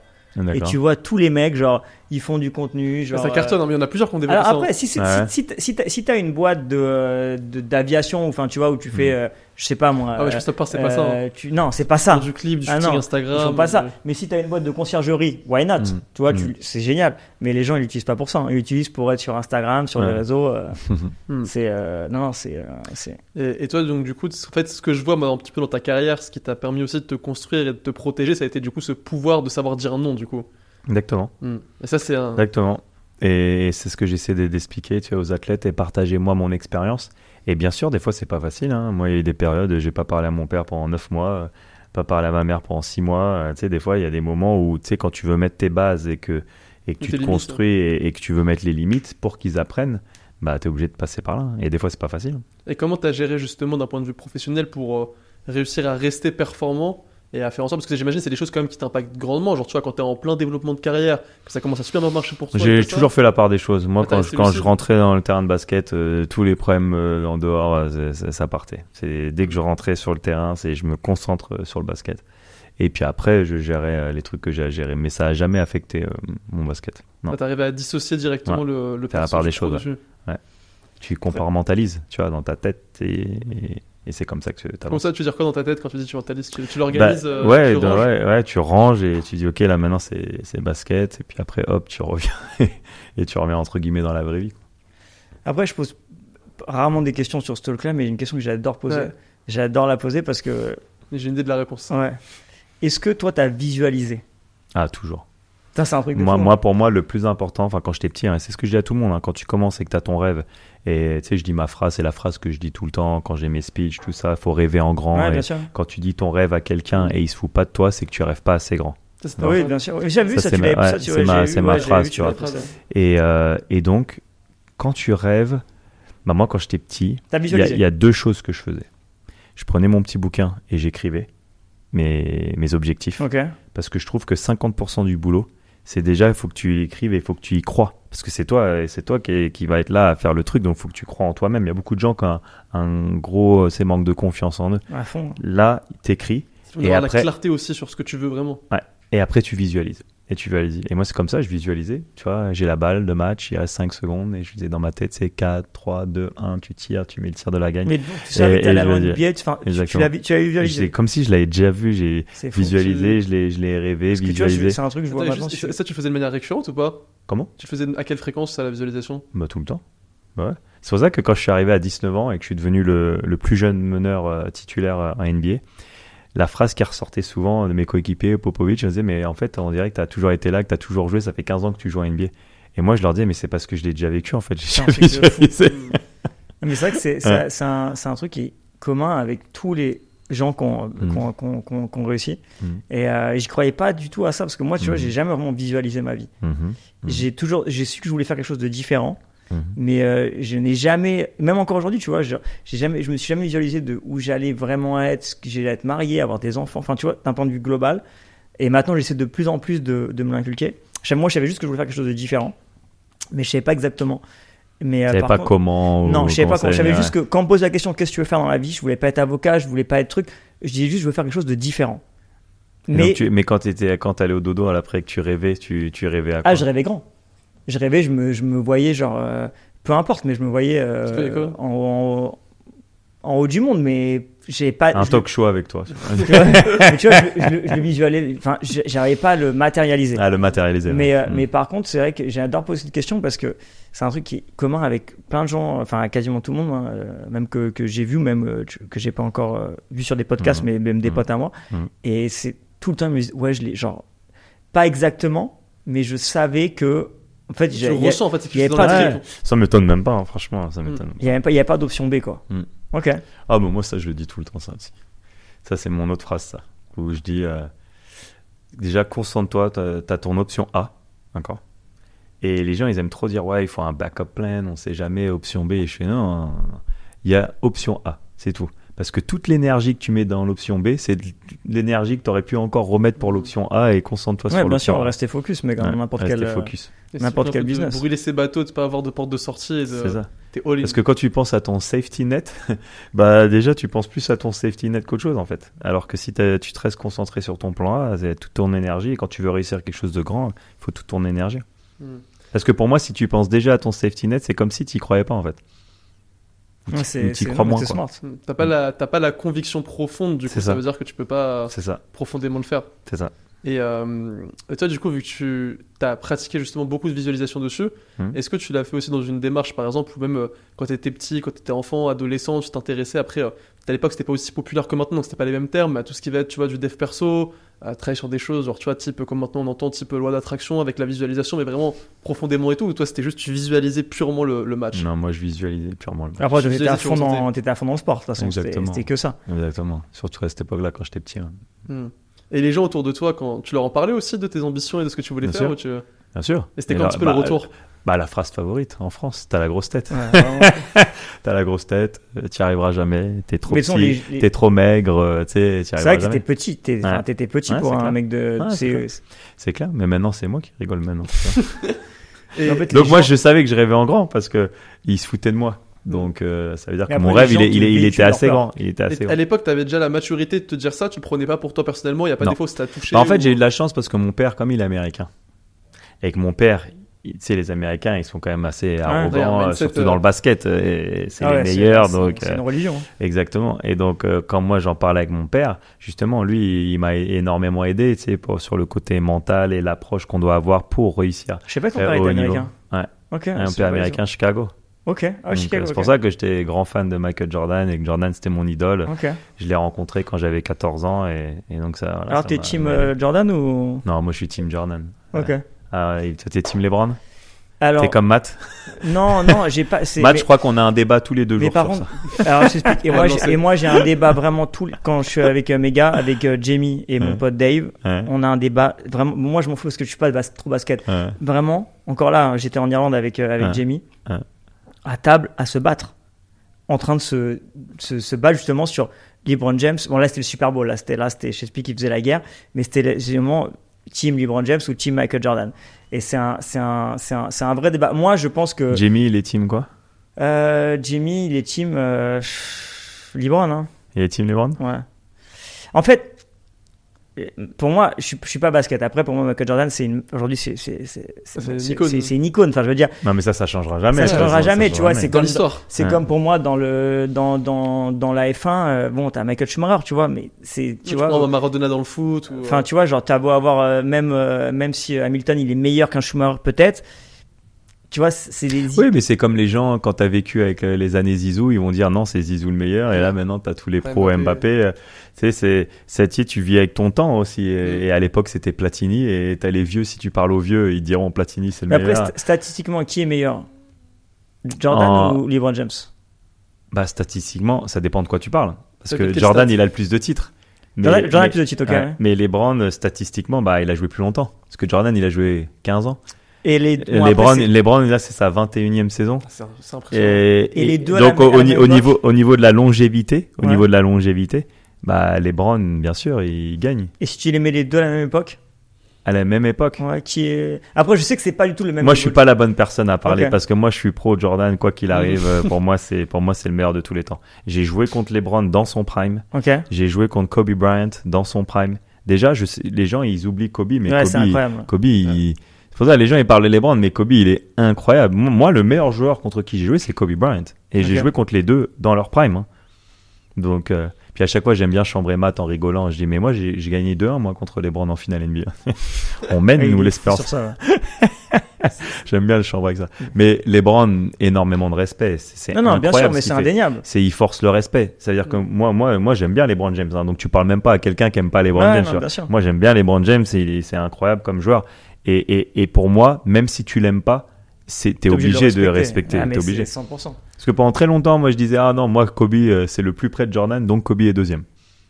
Mais maintenant, non, LeBron, il est deuxième. Mais en plus, il est deuxième dans ma liste. C'est même ce qu'on disait. Mais après, pour le mettre premier, après, t'auras toujours les gens qui vont préférer LeBron, t'auras les gens qui préféreront Jordan. Mais après, les deux sont incroyables. De toute façon, ils ont eu des carrières incroyables. Ce qu'on disait au début, c'est que cette force, tu vois, de mental à avoir cette même niaque. Incroyable. À 39 piges. Incroyable. C'est improbable. Incroyable. C'est improbable. Et tu disais Kobe, justement, il t'a choqué? Non, Kobe. C'était quoi, justement, chez lui qui te... Bah parce que c'était le plus près de Jordan. Tu vois, Kobe, il a quand même fait tout son jeu pour jouer comme Jordan, quoi. Et Kobe, non, il était impressionnant, un mental de fou. Pour te donner une petite anecdote, je me rappelle toute ma vie, la première année où on joue contre les Lakers en playoff, et il essaie de me chambrer et tout ça, et tu sais, je comprenais pas trop trash talk, ça. L'année d'après, qu'est-ce qu'il a fait? Il a appris le français et il me trash talkait en français, le gars. Juste pour toi. Truc de fou, quoi. Mais je te personnalisé. Jure. Personnalisé, trash talk personnalisé. Non, incroyable, Kobe. Trop fort. Jusque où il était prêt à aller pour gagner et tout. Non, il était vraiment, vraiment impressionnant. Pour rebondir juste par rapport à ça, quand on parlait justement du fait d'athlètes qui ont su, au fil des années, continuer au top niveau, moi je pense aussi, tu vois, à des Ronaldo, à des Rafael Nadal. En France, il y a aussi Teddy Riner, avec qui je sais qu'il me semble que tu fais aussi des projets du business. Tu peux nous raconter un petit peu ce que vous faites? Non, avec Teddy, on fait pas de business. C'est juste, c'est un de mes meilleurs amis. Okay. Ouais, c'est un de mes meilleurs amis. Tu sais que Teddy, je le connais depuis qu'il a 14 ans. On se connaît depuis toujours. Teddy, c'est mon frérot. Ah, très bien. Et en fait, la première fois qu'il est rentré en boîte de nuit, parce que moi, j'étais dans les boîtes de nuit avant, j'avais 18 ans, et la première fois qu'il est rentré en boîte de nuit, il avait 14 ans, il faisait déjà, voilà. 2m12. Mais Teddy, c'est mon frérot. C'est mon frérot d'enfance. Je le connais depuis qu'on a 15 piges, tu vois. Ah, trop bien. Et d'ailleurs, je lui ai envoyé un message, c'est vraiment mon frère, de ouf, depuis des années. J'ai un message, je dis, frère, viens sur le talk.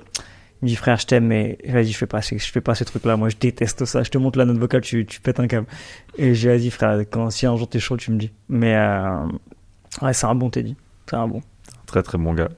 Non, c'est un très, très bon gars et c'est un des meilleurs athlètes de tous les temps, hein. Franchement, là, l'opportunité qu'il a de terminer en beauté, là, au JO à Paris, là, c'est incroyable. Ça va être ouf. Il referme le. Grave. Il referme la boucle. Avec beauté.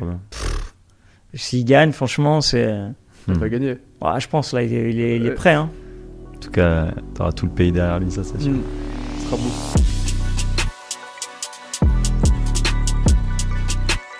Salut Tony. Salut. Merci de me recevoir. Déjà, on a un point en commun. On aime beaucoup Michael Jordan. Et comme Michael Jordan, moi, je suis né un 17 février. Donc, j'ai un lien, même calendaire avec lui. Donc, grand fan. Je suis d'accord sur le débat LeBron-Michael Jordan. Il y a un deuxième point commun. Alors, tu as été beaucoup plus longtemps que moi, mais j'ai vécu aux États-Unis. J'ai vécu 4 ans aux États-Unis. Et donc, pour parler d'investissement, puisque Shares est la plateforme que j'ai le plaisir d'avoir cofondée, c'est une plateforme qui te permet d'investir, justement. Et notre objectif, notre mission, c'est de démocratiser l'investissement et de permettre à des centaines, des millions de gens de placer leur argent, de comprendre comment le faire. Et c'est aussi un réseau social, donc on voit en fait les placements, les portefeuilles de ses contacts en temps réel. En définitive, c'est comme si tu avais un enfant entre Twitter et Robinhood. Et cet enfant, il s'appelle Shares. Et donc, c'est disponible désormais en France. C'est une boîte qui... On a une Ce que je te disais sur le fait qu'on a mis 2 piges à arriver. Est-ce qu'on parlait justement de ça? C'est régulé, c'est réglementé. Donc, c'est un environnement qui est complexe, mais qui est important puisqu'on protège nos utilisateurs. Et aujourd'hui, on est une boîte de un peu plus de 120 salariés. On a levé 90 millions. On a la chance, notamment avec l'aide de Taylor, d'avoir Venus et Serena Williams en égérie. Donc, il y a toute une campagne qui arrive prochainement. Donc voilà un petit peu qui est Shares. Alors moi, ce qui m'intéresse, c'est comme justement tu as été aux États-Unis et tu es vraiment un des rares à avoir vraiment les deux cultures. Comment toi, tu vois justement la France versus les États-Unis dans notre rapport à l'épargne, à l'investissement, dans la culture? Parce que moi, voilà, aux États-Unis, n'importe qui avait une application Robinhood, n'importe qui s'intéressait un peu au trading. Est-ce que toi, tu as ressenti aussi ça? Est-ce que tu vois un gap culturel ou pas du tout? Enfin, c'est quoi ton moi, pour moi, le plus gros gap, comme tu me poses une question comme ça, c'est qu'ils aiment pas parler d'argent. De toute façon, en France, c'est un sujet tabou. Donc, en fait, tu sais même pas, en fait. Parce que personne se partage les infos, personne partage leur expérience. C'est un sujet que tu abordes jamais, en fait, en France. Alors qu'aux États-Unis, là, tous les dîners, ça parle argent et les réussites. Et mais tu connais pas ça ou toi, tu sais, on se partage les infos. Donc pour moi, c'est ça la plus grosse différence entre la France et les États-Unis. Et toi, justement, en étant aux États-Unis très tôt, très jeune, est-ce que toi aussi, en parallèle de ta carrière d'athlète, tu as développé tes propres investissements avant même de parler de l'émission en ce moment Ouais, bien sûr. Moi, j'ai commencé très tôt à faire des investissements. Et je sais pas, j'ai l'impression que j'ai toujours eu ça dans mon ADN. J'ai toujours été intéressé par le monde des finances.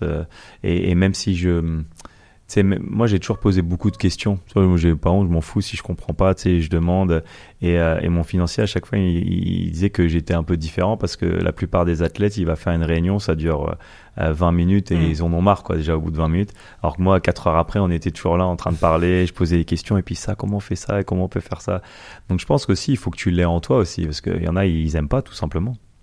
Et quels sont les éventuels outils que tu as utilisés pour investir ou quel type de produit tu as choisi? Est-ce que tu étais directement en action Non, j'ai commencé par l'immobilier au début. D'accord. Ouais, parce que c'est ce qu'on t'apprend, tu sais, en France, on dit d'investir dans la pierre, donc j'ai commencé par l'immobilier.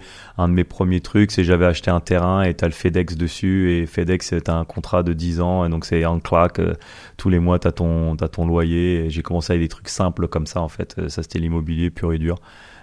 Tu signes tes contrats avec des grosses sociétés. Moi, j'avais que des FedEx au début. J'avais, je sais pas, j'en devais en avoir 10 un peu.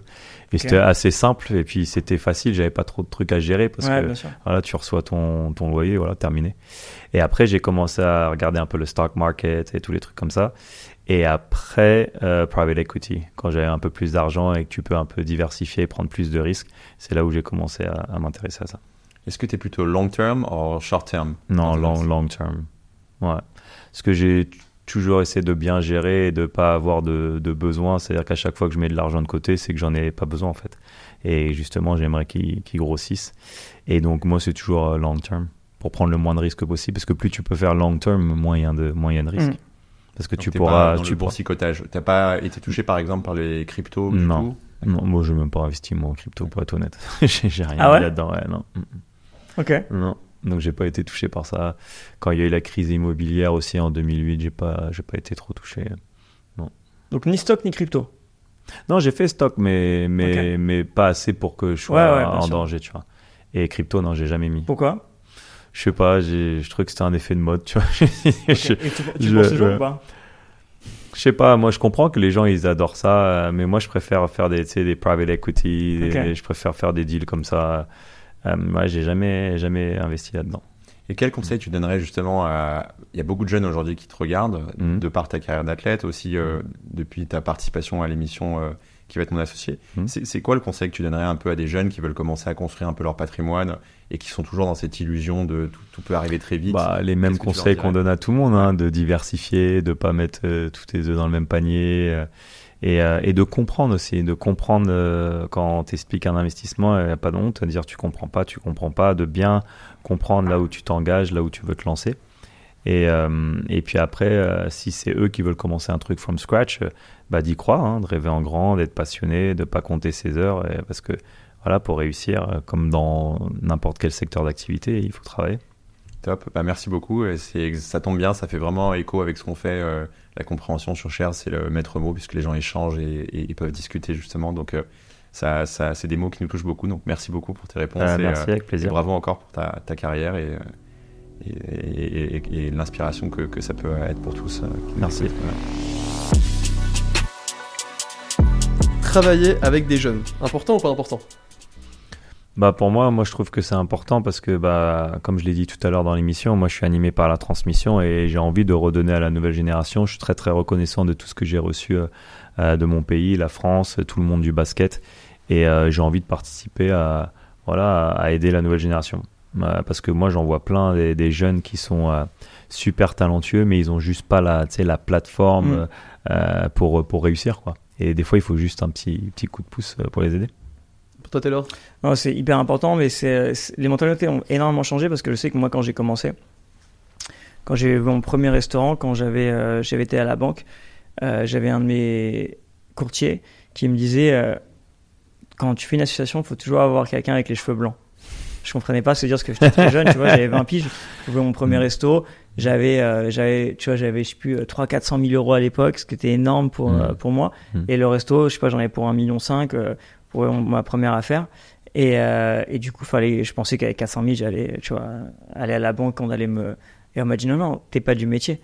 Et en fait, mon courtier m'a dit non, il faut quelqu'un du métier qui a les cheveux blancs.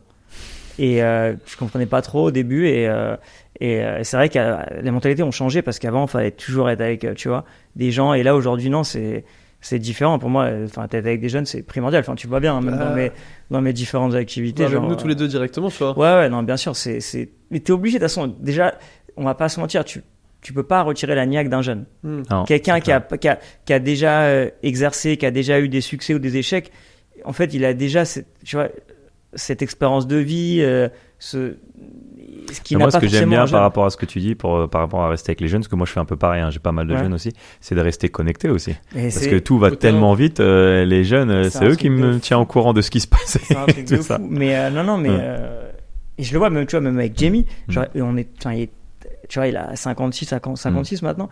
Et tout notre entourage, c'est des gens qui sont plus jeunes que moi, tu vois, on a nos amis, mais on a aussi des gens qui ont 20 piges. Pourquoi? Parce qu'ils te challenge, que ce soit au sport, que ce soit dans les discussions, il te permet de rester toujours connecté. jeune. Parce que sinon, si t'es qu'avec des gens de ton âge, tu peux. C'est compliqué. Enfin, voilà, chacun fait ce qu'il veut. Non, mais pas chacun fait ce qu'il veut, mais je vois ce que tu veux dire. Donc les jeunes, important. Ouais, c'est vrai. Moi, je rebondis sur ce que tu as dit parce que je sais que les premières fois on a commencé à travailler ensemble, j'avais genre 18-19 ans. Et tu vois, c'est vrai, Taylor, c'était un des premiers, genre aussi, tu vois, à me donner confiance, on va dire, dans le fait où je bossais déjà avec pas mal de monde, avec des personnes sympas, etc. Mais c'était la première fois que j'allais travailler à un niveau encore plus poussé. Et c'est vrai, ça a été le cas. Je te remercie, donc c'est assez cool. Non, mais c'est vrai que c'est hyper important. Tout le monde devrait le faire. Maintenant, deuxième question directement. Le trash talk dans le sport, important ou pas important? Pas important. Moi, j'ai jamais trash talk. Et les Spurs, c'était pas dans notre mentalité de trash talk. Et en plus, on jouait dans une era que la NBA, ils avaient envie d'enlever ça, en fait, pour qu'il y ait moins de bastons. Ils voulaient, cleaner, on va dire, c'est pas un mot, hein, je fais du franglish, mais nettoyer, on va dire, la ligue, et il faut mieux s'habiller, tout le monde en costard, et donc il n'y avait plus de trash talk. Donc. Mais moi, j'ai toujours voulu, c'est mon jeu qui fait le trash talk. C'est ton jeu qui parle pour toi à la place directement. Tu punis dans le jeu. Alors, prochaine question dessus. Attends, il a pas répondu. Taylor, dans le basket? Moi, oui, effectivement, je suis un grand basketteur. Je me suis arrêté avant même de commencer. Franchement, tu sais que je suis très bon en sport. Hein. Je fais plein de sports différents, mais alors vraiment un sport où je suis des sports, mais tu joues un peu au paddle, alors, moi, je suis tennis à fond. Team tennis, et nous, on joue énormément au pickleball. Aux États-Unis, t'es aux States. On joue d'ailleurs, la prochaine fois, moi, je te dis. Moi, je joue pas pickleball. Mais moi, je préfère paddle. Moi, j'arrive pas à utiliser. Pour moi, ça n'a aucun sens d'utiliser. Je vais mettre beaucoup de gens à dos dans ce truc-là. Start-upper, LinkedIn. Mais non, en fait, je suis un vrai mec de tennis. Ouais. J'aime vraiment ça et j'en fais. Donc, pour moi, utiliser ceiling, wall et genre, pour moi, c'est un flipper, tu vois. Donc, Pickleball, j'aime bien. Alors tout le monde dit que c'est un truc de vieux, mais je suis pas d'accord. Je trouve que c'est un truc hyper ludique et hyper top. Voilà, en tout cas, je fais plein de sports différents, de l'escalade. Je fais vraiment des trucs qui n'ont rien à voir. Du ping-pong aussi. Ping-pong, j'adore le ping-pong. Je me suis mis à fond sur le ping-pong. Vraiment, genre, si tu joues au ping-pong. Ouais, j'aime bien le ping-pong. Écoute, quand tu veux. Moi, sport de raquette, j'aime bien. Vraiment, genre, je me tue au ping-pong. Parce que j'étais entré dans un pari que j'avais pris et au final, j'avais pris des tas de ping-pong partout, tu vois. Donc on joue tout le temps en ping-pong. Le basket, par contre, je suis mais nul. Nul, mais nul. Bon, faudra qu'on s'entraîne un peu. Ouais. Vraiment, je suis. Par contre, Jamie, t'avais joué avec Jamie. Ouais, bien sûr. Jamie est bon. J'ai joué chez lui, il est pas mal. Ouais, Jamie est bon. Il a un bon petit jump shot. Ouais, franchement. Et bon, après, les ricains, tu connais. Genre, c'est dans la mentalité. Mais non, le basket, je suis vraiment nul. Donc, est-ce que le trash talk, c'est important dans le basket? Je vais m'y abstenir. Je ne sais point. Il y a qui comme personnalité un peu connue d'ailleurs avec qui t'as joué, mais qui est de base pas du tout un basketteur, qui t'a impressionné un peu par son niveau au basket? Est-ce qu'il y en a? Bah déjà, Jamie, il a un bon petit jump shoot. Gaël, mon fils, il est pas mal. C'est celui qui est très bon. Gaël, il joue bien. C'est Chris Brown. Ah, Chris Brown, ouais. Apparemment, j'ai jamais vu jouer. Et écoute-moi, il est là d'ailleurs, il a. Mais apparemment, non, il est vraiment fort. Et là, même là, il a reposté un truc d'un podcast où t'avais des mecs justement qui sont un peu des analystes qui parlent de sport et tout, et il disait qu'il a vraiment un niveau genre il a un bon niveau, de. T'as pas envie de dire pro, mais franchement, honnêtement, je dis pas qu'il aurait joué au niveau de Tony, rien à voir. Je dis simplement que je pense qu'il aurait pu faire un truc. Ça aurait pas été LeBron James ou Tony Parker, mais ça aurait pu être un mec qui aurait joué, parce qu'il est vraiment bon.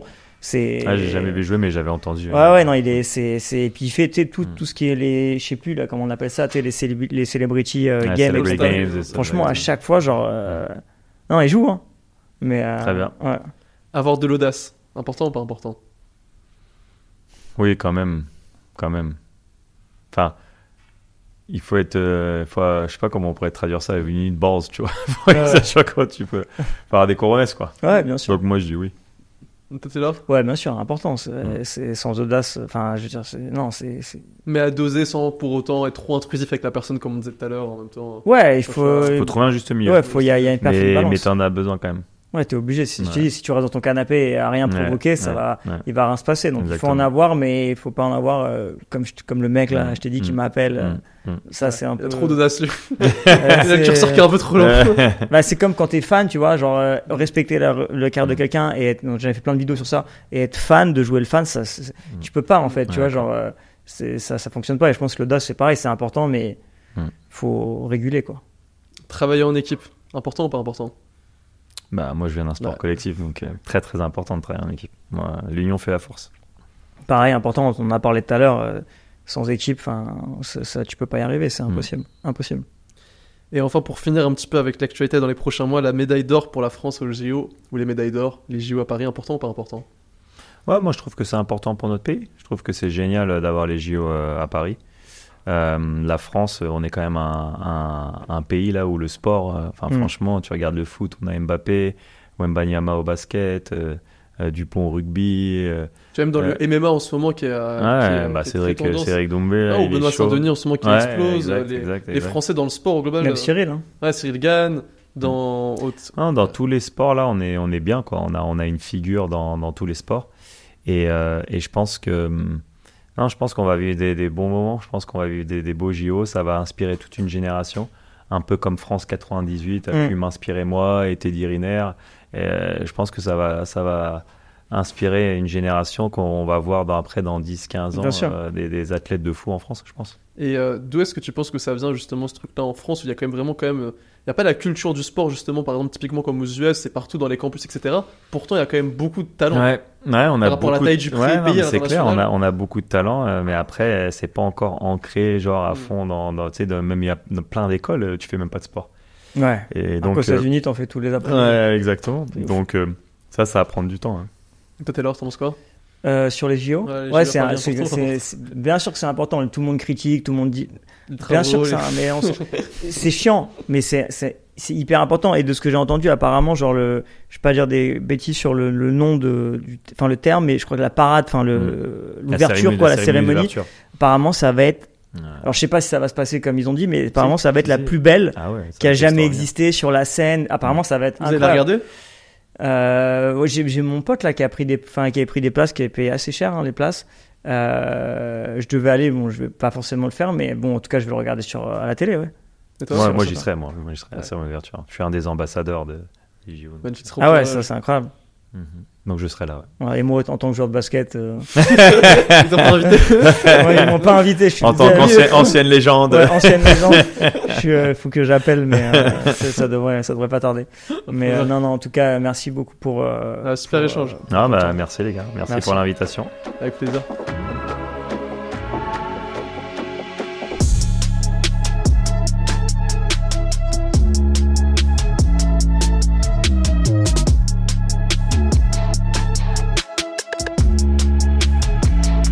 Ce qui est important, c'est combien de fois vous allez remonter après tomber. C'est tout ce qui compte. Important or not?